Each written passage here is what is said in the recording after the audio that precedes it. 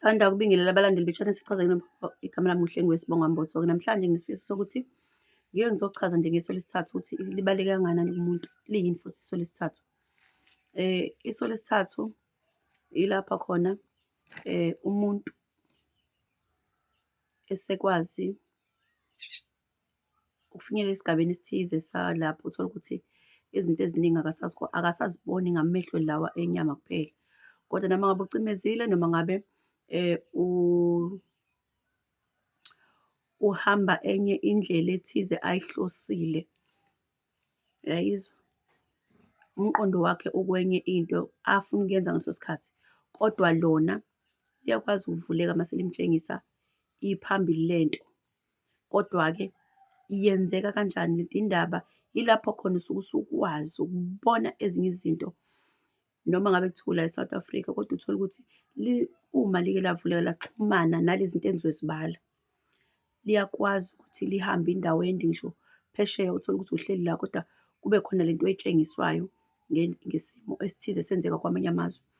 Noma ngabe kuthiwa wenza noma yisiphi, yilesi sigaba lesi uthola ukuthi sikwazi ukukutshengisa into obungayilindele, uhleli nje uwedwa, suke sekuyiso lesithathu lelo ukuvuleka kwalo. Lisekelwa yini noma lakhiwa yini?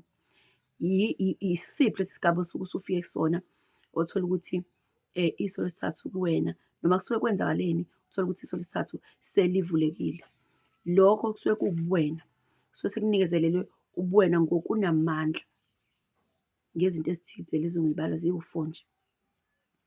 Kufike kube imimoya, uma ngithi imimoya, ngibala ehlozini eladlulayo, ngibala umphefumulo kaNkulunkulu akuboleke wona ukuze ukwazi ukuphila la emhlabeni, oxhume kuyena nowabantu bakini abangasekho, oxhume kuyena.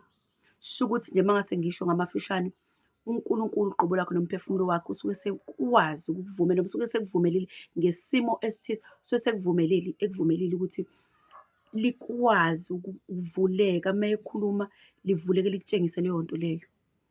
Ukwazi ukudonsa ngabe umoya ohamba ngokuvunguza emhlabeni, ukwazi wena ukuthi ukuthathe ukubeke esimweni esithize, lo moya ukwenzeka kwawo ingoba kunesimo esithize, suke sekuyiso lesithathu livulekile lapho-ke. Kuphinde kuzoba ukushisa. Ukushisa kusuke kuza ngokuthi kungaba ukushisa okukhomba ulaka, kungaba ukushisa okukhomba imfudumalo. Ukushisa futhi okwenzeka ngokwamehlo obhekile ukuthi nakhu kuyashisa namhlanje. Yonke leyo nto ihlanganisa nje usuke usukwazi ukuxhumana nemvelo, ikwazi livume ukuthi wena ubone izinto ezifihlekile, eziwulaka kwabathize, eziyimfudumalo, ezingakwazi ukulwisana nesimo esithize nokusiza abantu abathize, nolaka okuthize ongase lwehlele abathize abaphila emhlabeni noma abakini emndenini noma koba kephi, likwazi ukufinyelela kuleso sigaba esinjalo, ukubheka isixazululo saleyo nto enjengaleyo ukuthi konje uma kusekunje kume kanjani, ingalungiswa kanjani.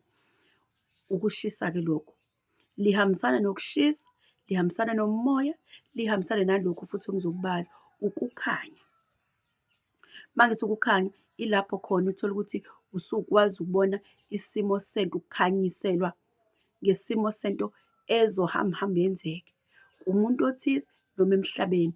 Ngicabanga ukuthi zonke izinto engiy'balayo zithinta umhlaba. Sho ukuthi le nto isuke isikwazi ukuthi wena ikukhombise izinto abanye abay'buka ngamehlo enyama.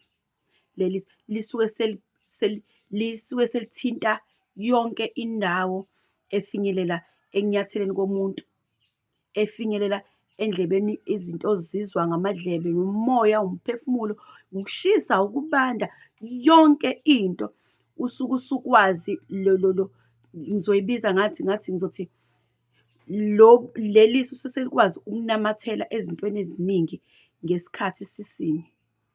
Ukuthola umyalezo walapha, ukuthola angazi uzokwenzela kanjani. Uthola ukuthi uwe lo, ake ngithi nje la u-round uwena, kodwa kuney'ntambo noma ngizothi iy'ntambo ey'kwazi ukuxhuma kuzona zonke lezi zigaba lezi, noma ngabe ukushisa, ngabe ukubanda, noma ngabe kuzona zonke izinto ezithinta mhlaba, ngabe imvelo leliso lakho lesithathu liyakwazi ufinyelela lapho lithole into edala isimo esithize kuleyo ndawo, ithole inkinga ethize endaweni ethize. Liyakwazi ukuzwa, uyakwazi ukubamba imiyalezo, uyakwazi ukubamba izithombe, iyakwazi ukubamba yona yonke into, ngabe kwabadlulayo, abaphilayo, yonke into isuke sekwazi ukuyibamba. Mayilethwa umyalezo, noma ngabe ulethwa amafu, noma ngabe ulethwa imvula, noma ngabe ulethwa izilwanyakazana ngokuhlukana ngey'gaba ey'thize. Mabefuna ukuthi uwuzwe umyalezo walapho ukhulunywa, liyakwazi ukubamba lona, liwuzwe. Hlampe abanye bebona ngenyama, wena ukube uzokhomba nje ukuthi hawu la manzi ngiyalinganisa, hawu aze achitheka la manzi achithwa ile ngane. Lona alibuki ukuthi ingane ichitha amanzi, ibuka ngemumva,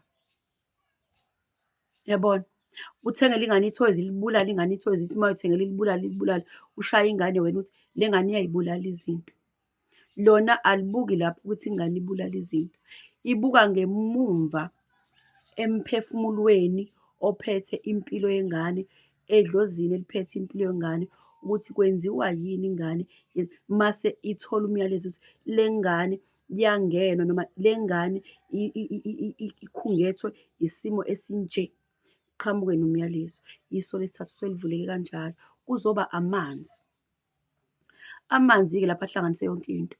Igazi lakho wena osuke uphila elinjani, elihlanganise isibongo ozalwa ngaphansi kwaso nangesizukulwane oqhamuka ngaphansi kwaso, ukuthi lo moya onawo noma leliso onalo noma lezi zinto okwazi ukuzilethela uzitshele, wena-ke uqhamuka ngaphansi kwabaphi abantu. Uyayibona-ke manje ukuthi igazi lihlanganisa isibongo oqhamuka ngaphansi kwaso nesizukulwane nokokhokho bezowaqhamuka ngaphansi kwabo, wena ukwakheka kwakho ngokomzimba ozokwazi ukuphila ngawo emhlabeni. La emhlabeni uzophila ngomoya oqhamuka kokhokho bezi bakho, nawo umoya obolekwe okhokho bezi bakho baphila ngawo phambilini, bewubolekwa uNkulunkulu, nawo asakuboleke wona namanje ukwazi ukuphila enyameni. Le ngithi igazi, igazi likwazi ukuphila ngenyama phela enomphefumulo lo ngisho ukuthi ubolekwe uNkulunkulu, ubolekwa thina. uNkulunkulu usiboleke wona, wababoleka okhokho, wababoleka izizukulwane ezithize, nawo sekubolekile. Amanzi hlanganisa igazi, umphefumulo hlanganisa okhokho bezi nokhokho nezizukulwane noNkulunkulu. Ngicabanga ukuthi uyangizwa. Kube ukukhanya, ukutshelwa wena isigaba esilandelayo, ukutshengiswa izinto zenzeka kwezinye izindawo, iyahlangana kanje. Kube ukushisa, kube ukuthi impela impela lo mzimba wakho nje ukuhlangana kwakho, yebo uyakudinga konke lokhu. Kodwa khona kunjalo, kuba ukuthi esimweni-ke sisonke sokuphila ngaphansi kwesigaba okusona nasiqu okusona nangokulandelana kwazo zonke lezi zinto, siba ulaka kwesinye isikhathi noma siba imfudumalo yini, siba ukuhlupheka yini okudalwa ulaka, kuba usizi yini okudalwa ulaka.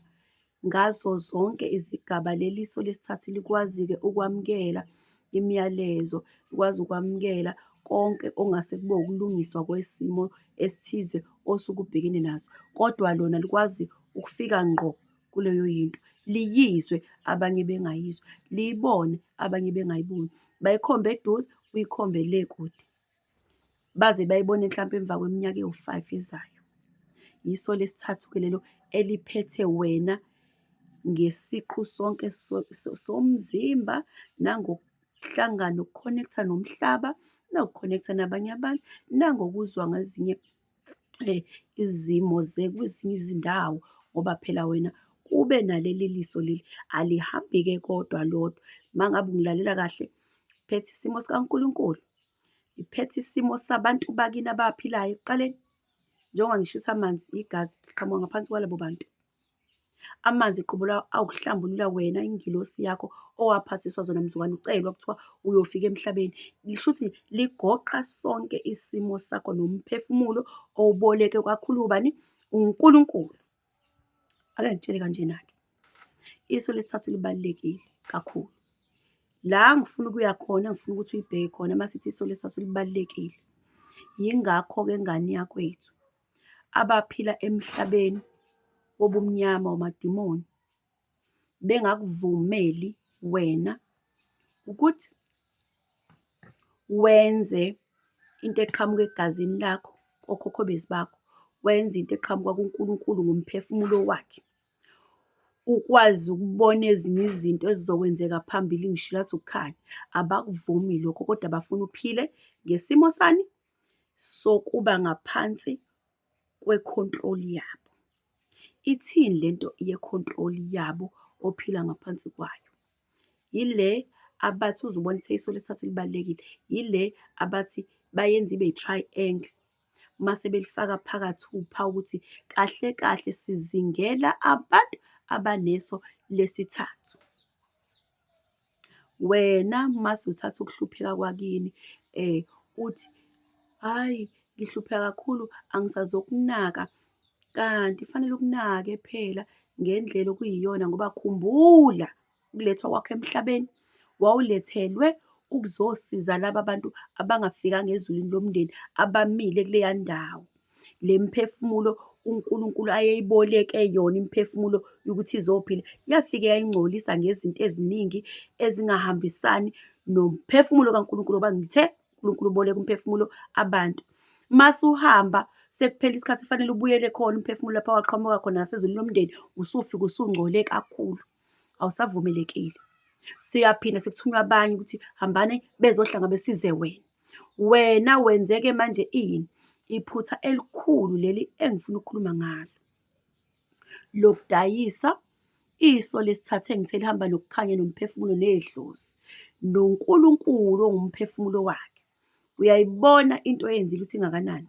Vele phela umnikazi wobumnyama lo mphathi wobumnyama ulandela iso lesithathu, ingakho eyibeka ibe yi-triangle ukuthi uzovalelwa ngayo yonke indlela, kodwa kufunakala leli bunzi ngoba liphethe zonke lezi zinto. Uma usuyenzile lento wahamba wolidayisa, bathi udayisa umphefumulo, yebo iwona ohamba phambili kakhulu. Mawuphuma nje umphefumulo kuwe, noma igazi bengabe lishisa kangakanani, noma ngabe kuthiwa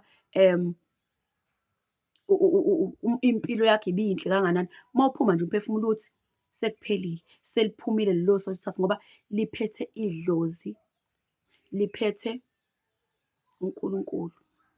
Mangisho kanti liphethe nomphefumulo wena obolekwe uNkulunkulu, nomphefumulo uNkulunkulu ayeboleke wona idlozi. Mase kuba lo mphefumulo, khumbula ukuthi okabani kukonke yonke lento ngoba kuthiwa ungumdali wakho konke okusemhlabeni okukaNkulunkulu. Wazi-ke njenganamhlanje ukuthi wena mawuzitshela ukuthi uzohamba uyodayisa ngomphefumulo, awudayiseli wena kuphela, udayisa uNkulunkulu uqobo lwakho ngoba uzowufuna lo mphefumulo ekugcineni kwakho konke. Mase udlulile wena sekuthiwa kwemihlabathi akuphindele emhlabathini umlotha, awuphindele emlotheni, uphelele wena phansi ngezinye izinto zonke akade zakho uzuzenza nabantu bakini bonke ababekuthumile, ubadayisile bonke labo bantu. Leyo nto isiyenza ukuthini? Yenza ukuthi uNkulunkulu umdali wezulu nomhlaba ungabuye wena uphinde uzuzalwe nasesizukulwaneni sakho esilandelayo nezobe ushiyile sizohlupheka, sihlushwa ilo moya wena ongene ngaphansi kwawo wokudayisa ngeso lesithathu. Ngoba ngishilo ngathi umnikazi wobumnyama ayikho into ayifuna kumuntu, ufuna iso lesithathu. Azi kahle ukuthi ekugcineni kwakho konke liwumoya oxhumene kuNkulunkulu njengomdali wezulu nomhlaba. Ukuthola wena. Uma esekutholile wena uzokunikeza okuyingcebo yokuphila ngenyama emhlabeni, kodwa umphefumulo usenengxenye eshe ngawe kuNkulunkulu. Bafowethu, ngale ndlela engisho ngayo ngiyacela ukuthi uma uthola le video uyilalele nje, uyinikeze isikhathi sokuthi uyilalele, mhlampe ukhona ongase ukuthole. Ngisazobuya nje ngichazele futhi ukuthi ukusuka lana kuyaphi, yindaba kumele sinamathele ngapha kuNkulunkulu nasedlozini eliyimindeni yethu engithe igazi eliyithi liphethe imindeni eyadlulayo, lisho isibongo oqhamuka ngaphansi kwaso, lisho imvelaphi yakho. Uma ulahla imvelaphi, uyilahle nesibongo sakho, ulahle negazi lakho, ulahla bonke abantu bakini, ubhizi wenza lento ukuthi athi akusingahlabi. Inento phakathi uthi yindaba bengahlabi. Ngisazokutshela ukuthi yindaba bethi laba bantu abathize, musani ukuhlaba nina abathize. Kunabantu abangahlabi inhlobo. Kuthiwa hhayi uhlabela amadimoni, ayikho leyo nto. Ngizokutshela mina ukuthi yini kuthiwa musani ukuhlaba. Futhi yini kuhlatshwe, uma kuhlatshwa, kuhlatshelwa ini, iyini lento le. Uma uthethe icala, kufanele usebenzise imbuzi, ingobani? Kwanamhlanje ngicela ukuthi ngime lapho ngiphinde ngiqhamuke nenye ividiyo ngokulandelayo. Ngisaleni kahle.